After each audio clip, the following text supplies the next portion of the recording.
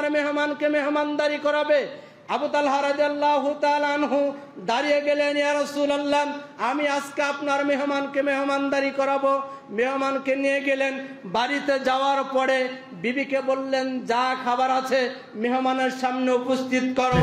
আমরা কি আমাদের শরীরে রক্ত দিয়ে, আমাদের শ্রম দিয়ে, আমাদের মেধা দিয়ে, আমাদের চেষ্টা দিয়ে আমরা জীবনের শেষ মুহূর্ত পর্যন্ত হলেও আল আমানের সাথে সংযুক্ত হয়ে, আল আমানের সাথে কাজ করে, রক্তদাতার সদস্য হয়ে একজন বিপদগ্রস্ত মানুষকে রক্তদান করতে রাজি আছি ইনশাআল্লাহ?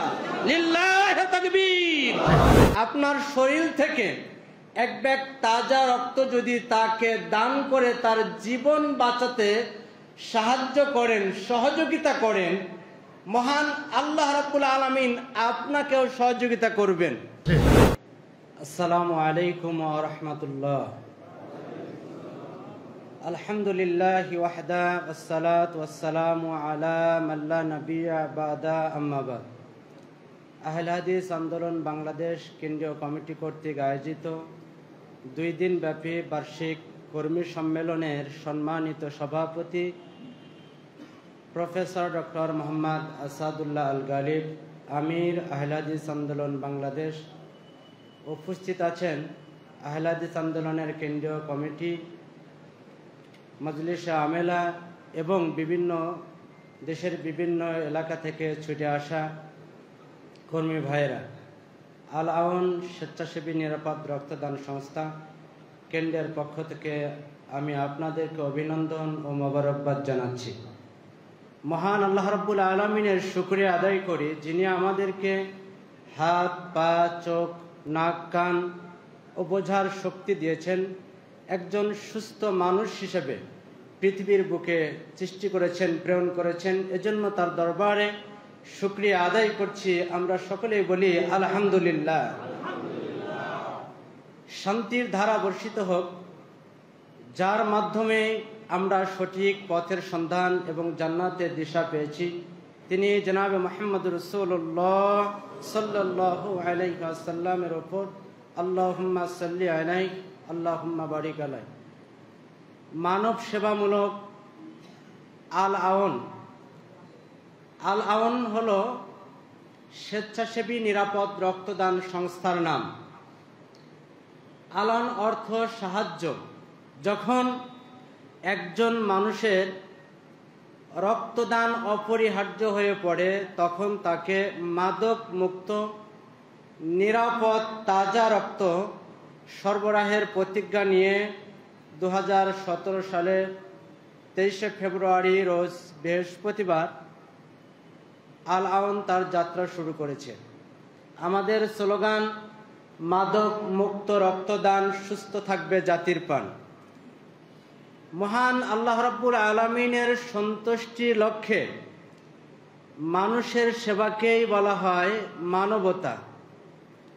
আর মানবতার গুরুত্বপূর্ণ ক্ষেত্র হলো মুমূর্ষ রোগীকে নিরাপদ রক্তদানের মাধ্যমে আল্লাহর সন্তুষ্টি অর্জন করা এবং তাকে জীবন বাঁচাতে সাহায্য করা। এ ব্যাপারে মহান আল্লাহ রাব্বুল আলামিন বলেছেন, সূরা মায়েদার 5 নম্বর সূরা 2 নম্বর আয়াতে মাঝের অংশে আল্লাহ বলেন, তাওয়ানু আলাল বিররি ওয়াত তাকওয়া, তোমরা নেকি ও আল্লাহ ভীরুতার কাজে পরস্পর পরস্পরকে সাহায্য করো। সূরা মায়েদা 32 নম্বর আয়াতের মাঝের অংশে মহান আল্লাহ বলেন, আমান আহইয়াহা ফাকান্নামা আহইয়ান নাসা জামিয়া, যে ব্যক্তি একজন মানুষের জীবন বাঁচালো সে যেন পুরা মানব জাতির জীবন বাঁচালো। বলুন সুবহানাল্লাহ। একজন মানুষের জীবন আপনি বাঁচাবেন এক ব্যাগ রক্তের মাধ্যমে। যখন আপনার প্রতিবেশী, আপনজন, আত্মীয় স্বজন বা যে কোনো একজন রক্তের জন্য আবেদন করেছেন, ঠিক ওই মুহূর্তে আপনি একজন সুস্থ সবল মানুষ, আপনার শরীর থেকে এক ব্যাগ তাজা রক্ত যদি তাকে দান করে তার জীবন বাঁচাতে সাহায্য করেন, সহযোগিতা করেন, মহান আল্লাহ রাব্বুল আলামিন আপনাকেও সহযোগিতা করবেন।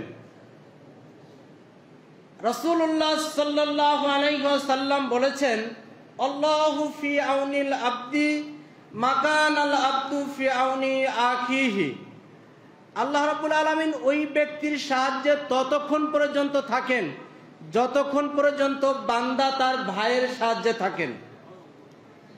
একজন মানুষ আরেকজন মানুষকে কিভাবে সাহায্য করেছেন, আমরা যদি একটু চলে যাই ইয়ারমুকের যুদ্ধে, সেইখানে তিনজন ব্যক্তি, তিনজনই রক্তাক্ত অবস্থায়, শরীর থেকে রক্ত ঝরছে, পানির পিপাসায় তৃষ্ণার্ত অবস্থায় পানি পানি করে চিৎকার করছেন। ঠিক এমন মুহূর্তে তার চাচাতো ভাই হুযায়ফা রাদিয়াল্লাহু তাআলা আনহু একটি মশকের মধ্যে কিছু পানি নিয়ে যাচ্ছিলেন। যখন পানির কথা জিজ্ঞাসা করলেন, তিনি ইশারার মাধ্যমে বললেন, আমাকে একটু পানি দাও। তার কাছে পানি নিয়ে যাওয়ার পূর্বে মুহূর্তেই পাশ থেকে আর একজন বললেন, আমার পানির প্রয়োজন, কে আছো, আমাকে একটু পানি দাও। তখন হুযায়ফা রাদিয়াল্লাহু তাআলা আনহুর ভাই বললেন, আমার চেয়ে মনে হয় তার পানির প্রয়োজন বেশি, অতএব তার কাছে যাও।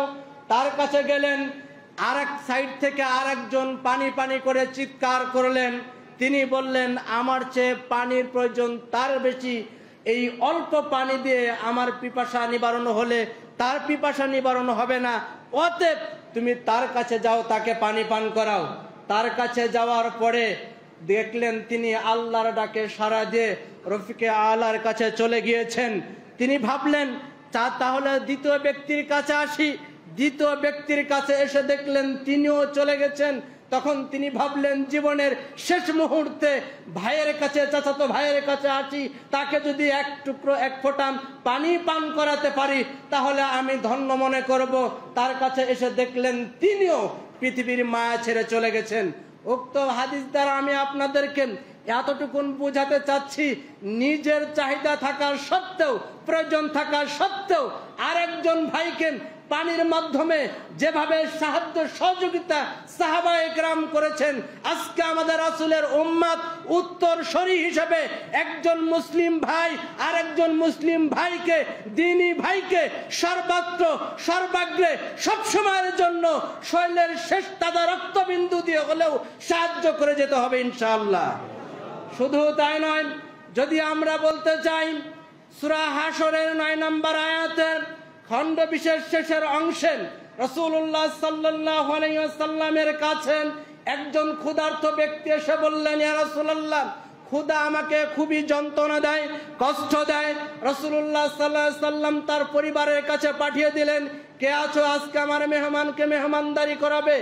আবু তালহা রাদিয়াল্লাহু তাআলা আনহু দাঁড়িয়ে গেলেন, ইয়া রাসূলুল্লাহ, আমি আজকে আপনার মেহমানকে মেহমানদারি করাবো। মেহমানকে নিয়ে গেলেন। বাড়িতে যাওয়ার পরে বিবিকে বললেন, যা খাবার আছে মেহমানের সামনে উপস্থিত করো। বিবি বললেন, আল্লাহর কসম, সন্তানদের সামান্য খাবার ব্যতীত কোনো খাবারই ঘরে নাই। এমন মুহূর্তে ওই আবু তালহা রাদিয়াল্লাহু তাআলা আনহু বললেন যে, ঠিক আছে, সন্তানদেরকে ঘুমিয়ে দাও, খাবার মেহমানের সামনে উপস্থিত করো। যখন আমি মেহমানের সামনে সাথে খাবার শুরু করব, বাতি ঠিক করার স্থলে বাতিটা নিভিয়ে দিও, আর আমি এক টুকরা খেজুর মুখের মধ্যে দিয়ে কটকট করে খাইতে থাকবো, কামড়াতে থাকবো, যেন মেহমান বুঝতে পারে মেজবান আমার সাথে রীতিমতো খাচ্ছে। বিবি তাই করলেন, স্বামীর আদেশ ক্রমে হুবহুব তাই করলেন। এক পর্যায়ে এই দৃশ্যটা দেখে আরশে আজিম থেকে মহান আল্লাহ রাব্বুল আলামিন তার প্রতি সন্তুষ্ট হলেন, খুশি হলেন, হেসে দিলেন। পরের দিন ফজরের সালাতে যখন আবু তালহা রাদিয়াল্লাহু তাআলা আনহু মেহমানকে নিয়ে রাসূল সাল্লাল্লাহু আলাইহি সাল্লামের সাথে কাছে নিকটে হাজির হলেন, তখন আল্লাহ রাব্বুল আলামিন জিবরাইলের মারফতে আয়াত নাজিল করে জানিয়ে দিলেন, যারা অভাব থাকা সত্ত্বেও তাদের কৃপণতা, তাদের অন্তরটাকে কৃপণতা থেকে মুক্ত করে, তারাই পৃথিবীর বুকে সফল কাম।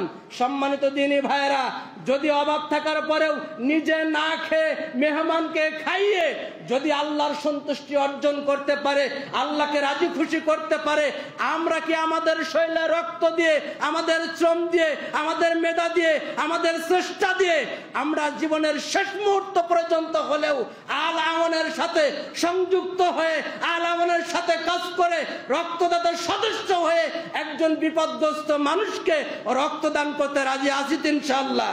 লিল্লাহি তাকবীর, লিল্লাহি তাকবীর। আল্লাহ রাব্বুল আলামিন আপনি আমাদের সকলকেই নিরাপদ রক্তদান সংস্থার সাথে থেকে কাজ করে পরকালে মুক্তির একটি মাধ্যম করে দাও। আল্লাহুম্মা আমিন। আসসালামু আলাইকুম ওয়া রাহমাতুল্লাহ।